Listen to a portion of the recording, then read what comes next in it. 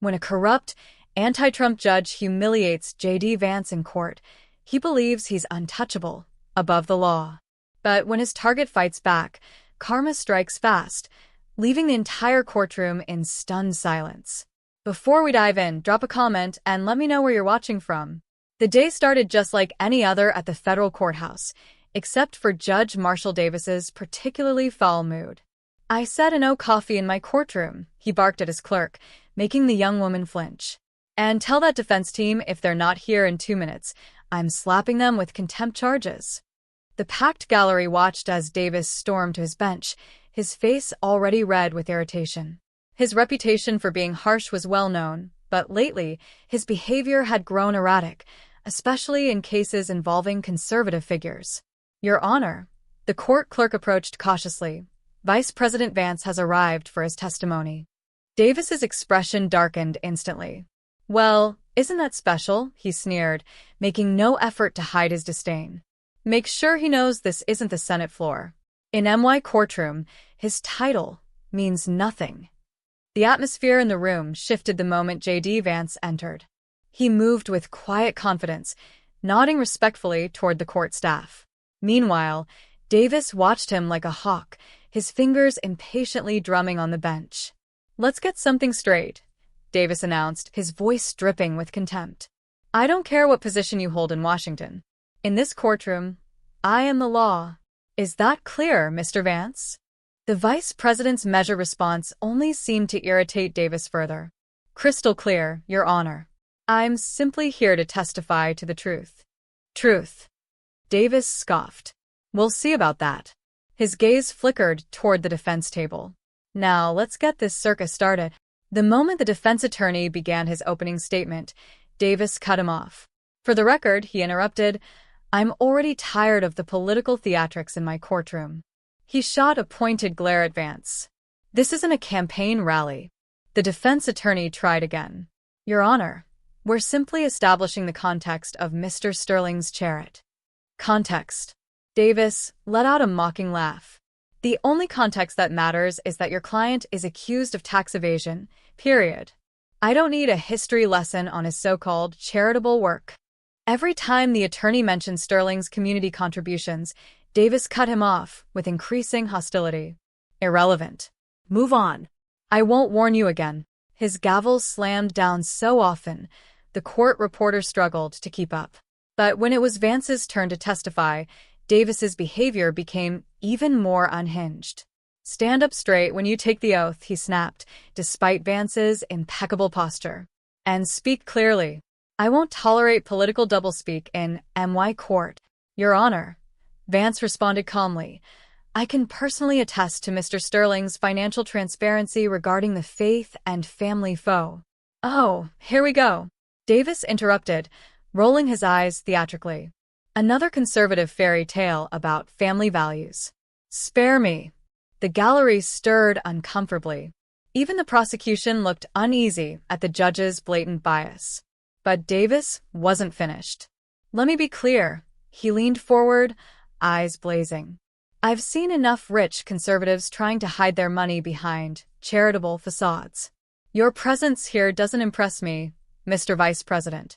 In fact, it makes me question the defendant's character even more." Vance remained composed, but something about his calm demeanor only seemed to further enrage Davis. The judge's hands trembled slightly as he shuffled through papers, his eyes darting nervously to a specific document on his desk. "I have here," Vance continued steadily, "documented evidence of Mr. Sterling's charitable contributions, including records from the March Foundation meetings." "Those records are inadmissible," Davis practically shouted, though no objection had even been raised. His reaction seemed personal, almost panicked. "Your Honor," the defense attorney stood, "on what grounds are?" "Don't you dare question my rulings." Davis's face turned bright red. "One more word, and you'll be joining your client in contempt." Even the prosecutor shifted uncomfortably in his seat. This wasn't judicial discretion anymore. It was starting to look like a personal vendetta. Vance spoke up again, his voice steady but firm. "Your Honor, these documents were properly submitted during discovery." "Oh, were they?" Davis sneered. And I suppose your fancy White House connections had nothing to do with that. Let me tell you something about your kind, Mr. Vice President. You think you can waltz into MY Courtroom with your political privilege and— Objection, Your Honor. The defense attorney finally found his courage. This is completely inappropriate. Silence. Davis roared, slamming his gavel so hard it echoed through the chamber. I will not be lectured in my own court, especially not by some conservative puppet and his— Your Honor, Vance interjected smoothly, perhaps we should discuss the specifics of the March 15th meeting? Davis's entire demeanor changed in an instant. The fury in his face was replaced with something else. Was it fear? His hand froze midair with the gavel. His eyes flickered to a particular folder on his desk, one that seemed to have appeared just that morning. Those meetings are not relevant to these proceedings, he stammered, his voice suddenly uncertain. Not relevant? Vance raised an eyebrow. That's interesting, Your Honor, considering those meetings directly involved charitable contributions to— Enough. Davis slammed both hands on his bench. One more word about those meetings, and I'll have you removed. The courtroom fell into stunned silence. The judge's composure was crumbling. His hands were visibly shaking as he shuffled through his papers, desperately trying to regain control. And then, in a final, desperate act, he lashed out. I'm holding you in contempt, he shrieked. You think your position protects you? You're nothing but a Trump lackey in an expensive suit. Vance remained unfazed.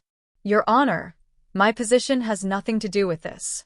But since you mentioned protection, perhaps we should discuss the Liberty Foundation's protection payments. Davis's face drained of all color. How dare you? I mean, what payments? There were no guards. Remove this man from my courtroom. The court officers hesitated, exchanged glances.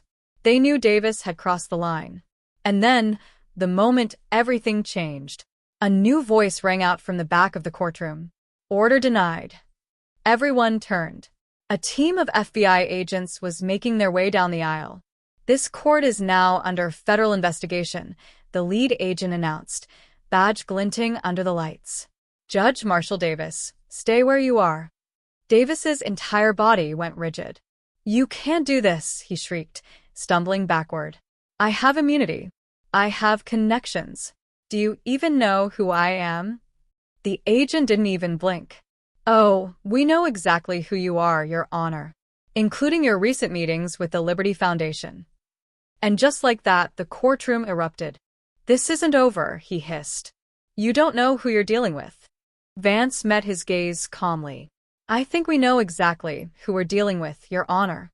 And so does the American people now. The courtroom buzzed with murmurs as Davis disappeared through the doors, flanked by federal agents. The weight of the moment settled over everyone in attendance. Justice had finally caught up with a man who had spent years twisting the law to serve his own agenda. As Vance gathered his documents, the lead FBI agent approached. We're going to need your cooperation in this investigation, Mr. Vice President. This may go even deeper than we expected. Vance nodded. Whatever it takes. The American people deserve the truth.